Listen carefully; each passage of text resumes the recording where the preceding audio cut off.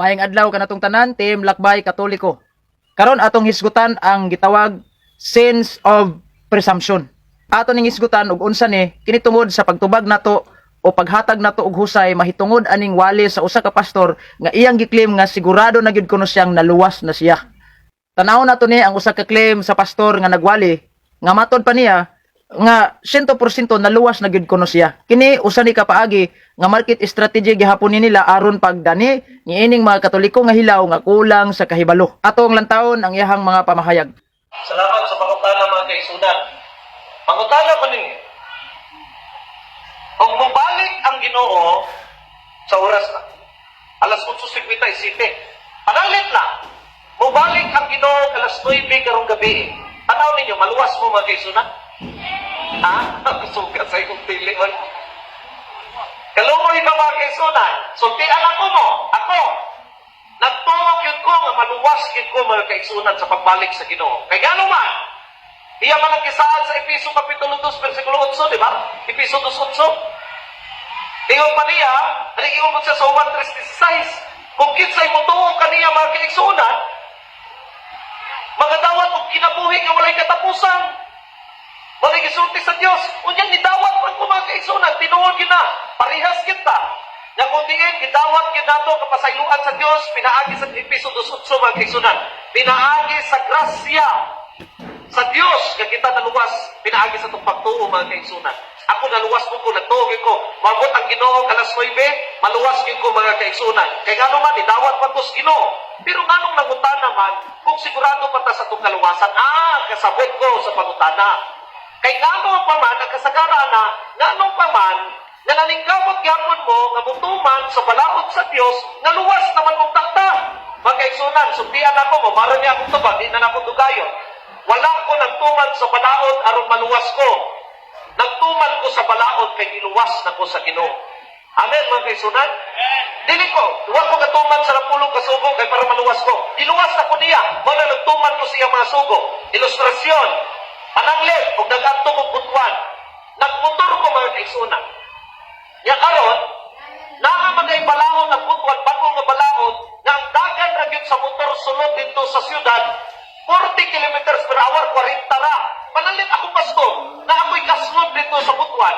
Karoon magkaisunan kay nalit naman ko. Nagtalik-talik kong drive ang motor magkaisunan. Pag-abot ako sa butuan, nakadagan makong 90. Sa unahan di ay kailangan may magdakubay. Ipara ko magkaisunan. Pag-abot na ko dito magkaisunan, ingon dahil sa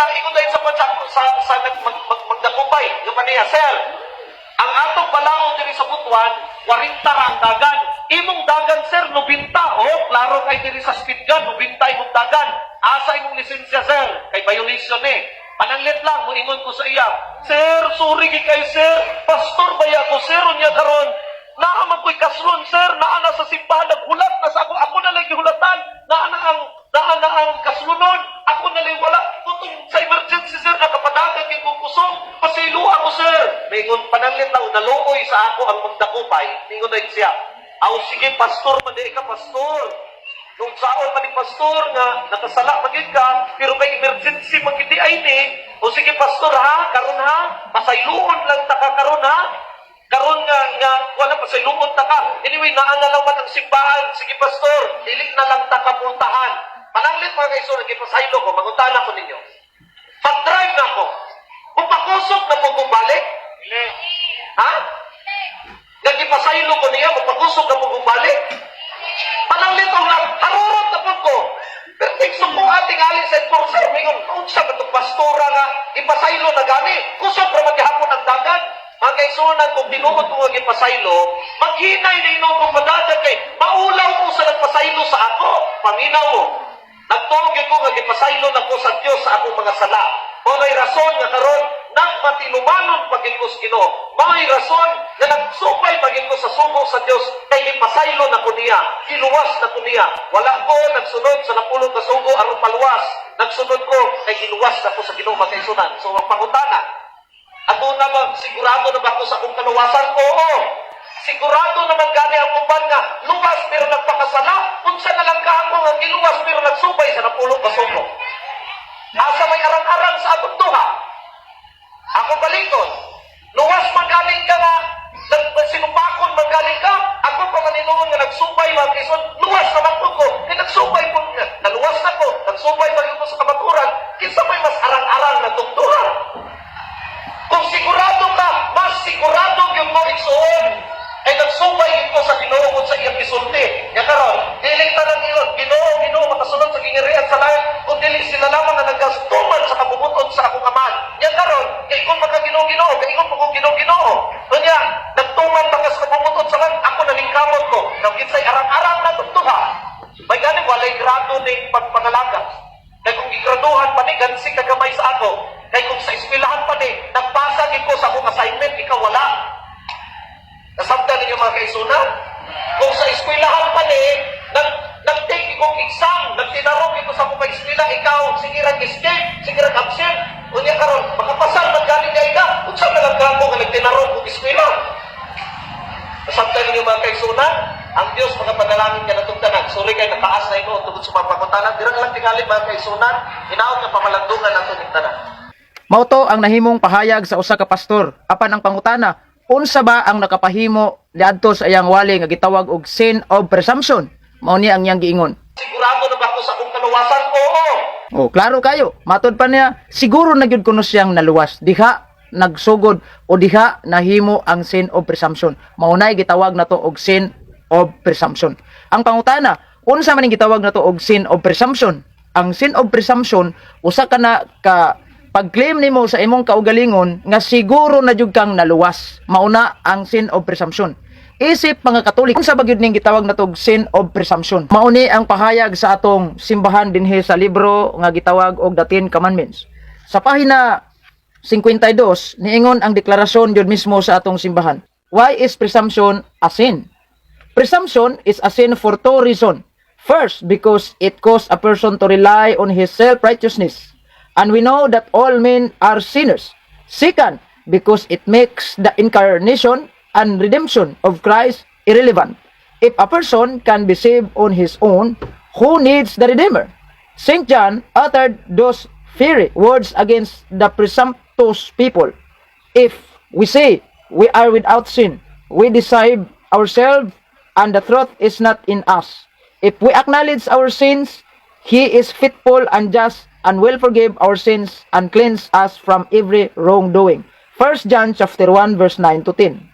Klaro kayo ang gideklarar sa atong simbahan nga kana di ay nga gitawag nato og sin of presumption usa na kadako kayong sungag sa kabubuton sa Ginoo. Karon kining yang giingon nga sigurado na ba ako sa akong kaluwasan? Oo. Usa kini kadako kaayong binuang ug usa ni kadako kaayong bakak. Kini tungod kay bisan ang Biblia wala magtudlo niini.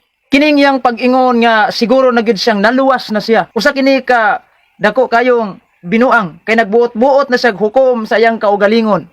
Kay ang Biblia giklaro na dinhi sa Biblia ni Apostol San Pablo sa ikaduhang Korinto kapitulo 5 bersikulo 10. Kay kinahanglan mo atubang kitang tanan kang Kristo aron iyang hukman aron ang tagsa-tagsa makadawat sa angay kaniya sumala sa iyang nabuhat maayo o dautan dinhi sa kalibutan. Kinahanglan pagitang mamatay, humanta mamatay, hukmanta sa Ginoo. Maunang diha sa paghukom sa Ginoo, mahibal-an nato kung kita angayan bagid sa langit o dili. Napay laing pahayag sa Biblia dinhi sa nakasulat sa Hebreo kapitulo 9 bersikulo 27. Matod pa sa Biblia, ang tanan kinahanglan mamatay. Sa makausa og tapos niya na hukman siya sa Dios. Giklaro usab nga kinahanglan pagitang mamatay ay ta hukman sa Ginoo. Kung hukman ta sa Ginoo, naa sa iyaha ang hukom. Kung maluwas ba ta o dili. Dili kita makabuot-buot nga naluwas na tang sigurado. Gawas kung ang Dios maoy magsulti kanato niini. Busa ang pag-ingon nga sigurado na ba ako sa akong kaluwasan? Oo. Usa gayud kana kadakong binuang. Tungod kay kun atong ingnon nga siguro na gitang naluwas, ang giingon sa Biblia, gipadayag kapitulo 21 bersikulo 27. Apan walay bisan unsang hugaw nga makasulod sa siyudad o bisan kinsa nga naghimog makaulang buhat o nagbakak.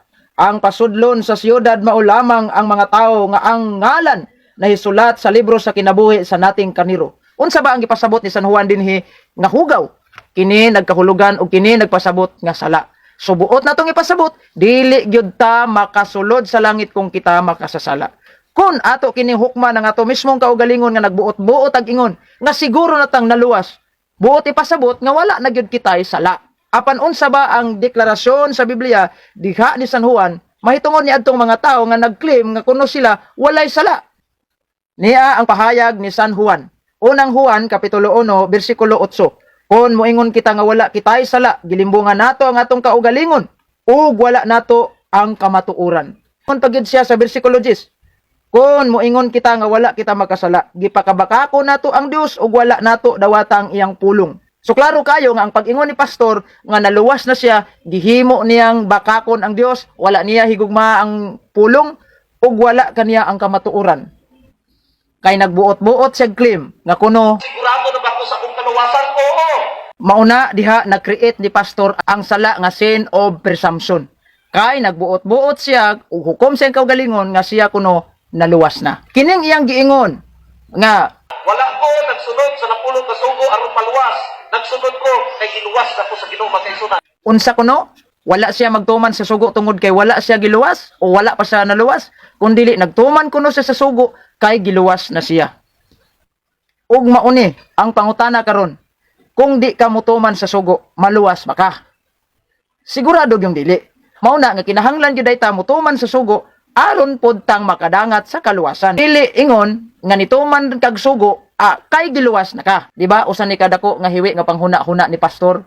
Yes, gigamit niya ang San Mateo kapitulo 7 bersikulo 21 padulong sa 22. Ningon atong basahon. Dili ang tanan magatawag kanako Ginoo Ginoo makasulod sa gingharian sa langit, kun dili kadto lamang nagtuman sa kabubuton sa akong amahan nga tuwa sa langit. Bersikulo 22. Nyadtong adlaw, daghanon niya ang moingon kanako Ginoo Ginoo, dili ba nagsangyaw man kami sa mensahe sa Dios, nangingilin sa mga yawa ug naghimog daghang mga milagro pinaagi sa imong ngalan? Bersikulo 23, apan ingnon ko unya sila, wala ako makaila kaninyo, mga makasasala pahawa kamo. Muna ng mga igsuon, kung atong buot pamalandungan ang giingon ni Kristo, bisan pa di ay kung magtawag kita Ginoo Ginoo, dili gihapon day na garantiya nga makasulod ta didto sa gingharian sa langit. Bisan pag nagpalayas tag demonyo, nagayog mga masakiton, bisan pag gadaig tag haleluya tas ngalan sa Ginoo, dili gihapon na garantiya nga makapalangit sa Ginoo kun naa kita sa simbahan nga gimugna lamang og tawo. Maunang niingon si Kristo, pahawa kamong mga makasasala. Busa dili gayud nato hukman ang atong kaugalingon sa pag-ingon. Sigurado na ba ako sa akong kaluwasan? Oo. Mga igsoon, dagang salamat o God bless us all.